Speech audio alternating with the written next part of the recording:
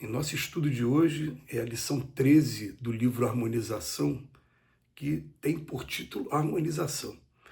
Começa com um versículo de Paulo de Tarso, na primeira epístola aos Coríntios, capítulo 6, versículo 20. Glorificai, pois, a Deus no vosso corpo e no vosso espírito. Atentos à palavra evangélica, observamos que o homem deve realizar a glorificação de Deus em sua existência. Em todas as épocas, inúmeros intérpretes dos ensinamentos de Jesus e dos apóstolos tentaram semelhante edificação, partindo, todavia, de princípios contraproducentes.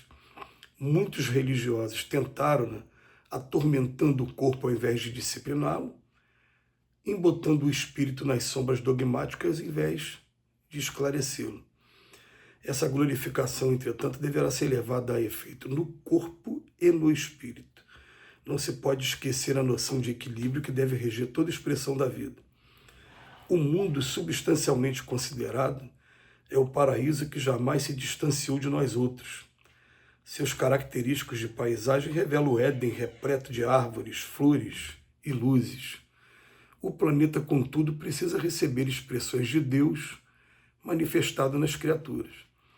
A natureza, em todos os seus planos, glorifica o Senhor, mas o homem, na generalidade, não conhece a realização sublime, costumando transformar o alimento em tóxico e o sentimento em paixão destruidora. Não mais suplícios às células orgânicas, nem ociosidade beatífica na falsa visão espiritual. Corpo e espírito devem andar harmoniosos e belos nas leis divinas do ritmo. Deus pode ser glorificado no ato de comer, de banhar-se, na organização da família, do trabalho, em todos os gêneros da vida honesta e de luta construtiva.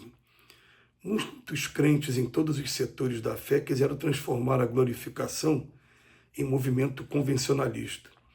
Usa-se o corpo nas igrejas para genuflexões ou atitudes contemplativas, e fora dela, em todos os desmandos e absurdos de licenciosidade e indisciplina. Não se pode glorificar a Deus no sentido unilateral. A presença divina transparece de todas as coisas em todos os lugares. A vida, com suas leis prodigiosas, está pedindo aos homens glorifiquem a Deus, manifestando-o.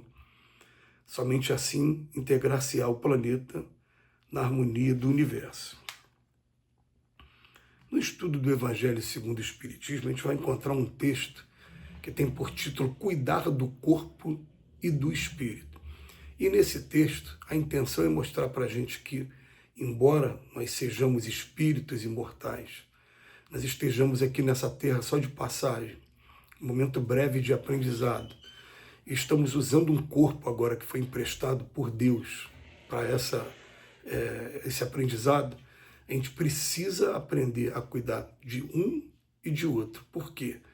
Porque tudo que a gente estiver fazendo a esse corpo físico aqui, que é o vaso sagrado segundo Paulo de Tarso, vai trazer reflexos também em mim, enquanto espírito, inclusive trazendo marcas, cicatrizes nele. Quando a gente chegar lá do outro lado, a gente vai olhar, o que foi isso? Foi alguma coisa, alguma destemperança que eu acabei fazendo com o meu corpo físico.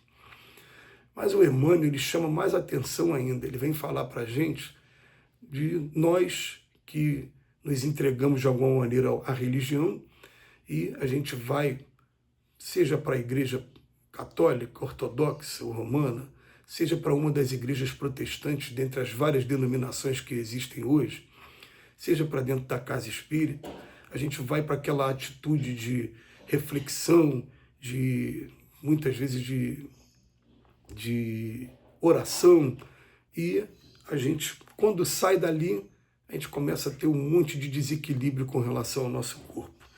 Mais notadamente, desequilíbrios com relação à gula, desequilíbrios também com relação às destemperanças do temperamento nosso mesmo. A gente sabe que hoje, que cada vez que a gente fica nervoso, cada vez que a gente fica estressado, a gente está trazendo consequências para o nosso corpo físico também, que vão tirando a qualidade de vida enquanto a gente está por aqui. Então ele fala, usa-se o corpo nas igrejas para genuflexões ou atitudes contemplativas, e fora dela em todos os desmandos e absurdos de licenciosidade e indisciplina.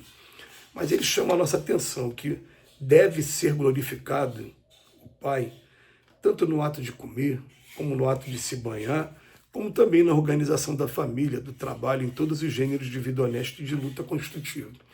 Então, não é nem só a mortificação do corpo, como faziam os ascetas na busca do ser espiritual, isso jamais. A gente tem que buscar sempre o caminho do equilíbrio e também não deixar também que os desequilíbrios da gula, principalmente, acabem comprometendo a nossa saúde. Os espíritos até falam para a gente que todo mundo, quando vai encarnar, recebe uma quantidade de princípio vital, que é a bateria que mantém esse corpo vivo, e que a gente vai receber uma quantidade de princípio vital de acordo com o número de dias que a gente precisa estar aqui para o nosso aprendizado. Vamos fazer um resumo aqui, vamos supor que seja para 80 anos. Se eu, na minha primeira mocidade, eu começo a comprometer meu corpo físico, eu posso daqui a pouco estar me condenando a viver até os 80 anos com uma diabetes, ou então com uma limitação qualquer ao meu corpo, porque não tomei conta dele, acabei, eu vou viver até os 80 anos, eu vou acabar vivendo, a menos que, através da porta mais dolorosa, que seja do suicídio direto ou do suicídio indireto, a gente possa estar abreviando esse tempo, mas essa abreviação nunca fica sem consequências. Ultimamente eu tenho dito nos estudos que nessa minha encarnação eu nasci com um problema de respiração muito grave e por isso até eu faço natação até hoje. Eu tinha o meu canal aqui de nasal muito fechado, muito comprimido. E foi necessário eu me submeter a uma cirurgia de desvio de septo. E algum tempo depois me foi revelado que aquele problema que eu tinha no nariz até antes de fazer essa cirurgia era porque na encarnação passada eu fazia uso de caixa de rapé. Então eu inalava uma substância que acabou comprometendo as minhas vias nasais. Então a gente vai aprendendo que tudo que você faz ao seu corpo físico, você acaba levando também como marca no seu espírito para daqui a pouco, para qualquer lugar que você vai estar levando essa marca com você, que ela vai também se exteriorizar de outras maneiras. Então, a gente precisa, sim, cuidar tanto de um como de outro. E a gente vai ter, assim, dois sistemas, né? Um daqueles materialistas que querem aproveitar todos os prazeres da carne e acabam não pensando no espírito, acabam pensando no seguinte: daqui a pouco eu vou desencarnar. O vício que eu estiver criando para mim, o apego à matéria que eu estiver criando para mim, ele vai me seguir. Eu vou chegar do outro lado da vida, preso à vida material aqui. É uma situação, uma das situações tristes.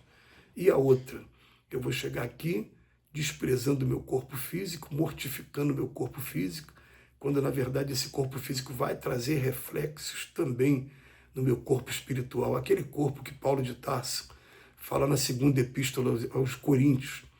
Então, tanto um como o outro merecem todo o cuidado, todo o respeito. É o zelo assim, com alimentação, com higiene, com a disciplina dos horários e principalmente da gente utilizar atualmente os recursos que a nossa medicina tem, porque era muito comum as pessoas desencarnarem no século XX de diabetes e hoje a nossa medicina está possibilitando a gente fazer exames e através da hemoglobina glicada já ver a tendência que você tem a ser diabético ou não.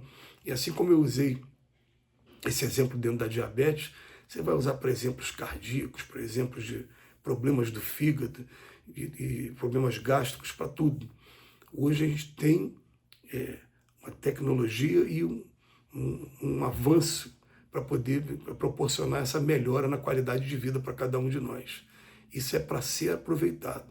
Mas junto com isso, a gente está na disciplina da organização da nossa família, do nosso trabalho e levar também em consideração os compromissos que a gente assumiu e que a gente tem nessa encarnação enquanto espírito, quanto à ética, quanto à moral, quanto aos bons costumes, quanto até a minha consciência tranquila de que eu estou carregando a minha cruz e seguindo aquele que é o nosso Salvador, que é o nosso Mestre, que é o nosso guia e modelo, que é Jesus de Nazaré. Que Jesus nos abençoe hoje e sempre.